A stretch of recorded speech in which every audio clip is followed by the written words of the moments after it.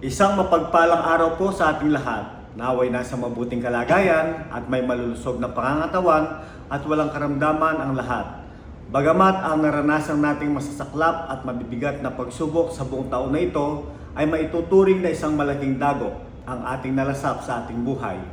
Sa kabi-kabilang unos ang naranasan natin tulad ng mga bagyo na nanira ng ating ari-arian, kumitil ng maraming buhay lalo't higit sa mga kapatid nating mga Cebuanos na lubhang hinagupit ng bagyong Tino, ang akong kinasing-kasing na nga pahasubo, at sa gayon din sa kalapit na bayan ng Mindanao, sa Hilaga at ng Gitnang Luzon, kasama na ang mga taga Bulacan.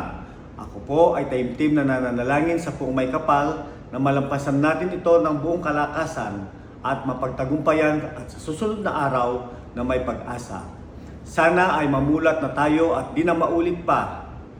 Sama-sama nating tutulan ang illegal logging at illegal mining sa ating kagubatan at kabundukan dahil halos patay na rin ang mga ilog natin.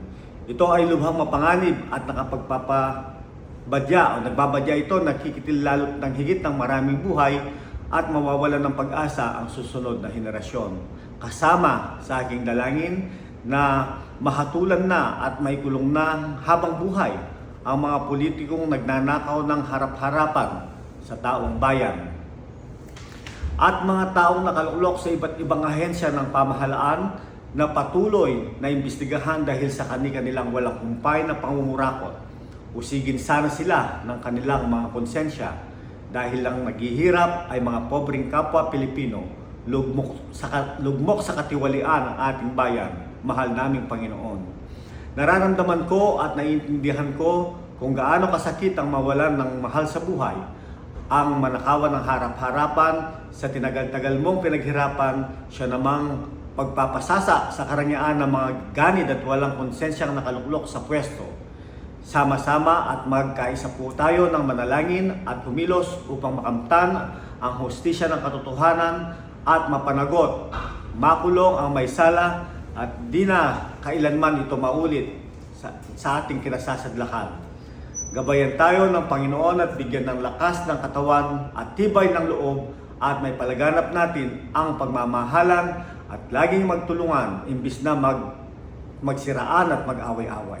Simbolo ng kabanalan si Jesus, ang kababaan ng loob at pinili niya ang ialay ang kanyang sarili upang matubos ang ating mga kasalanan.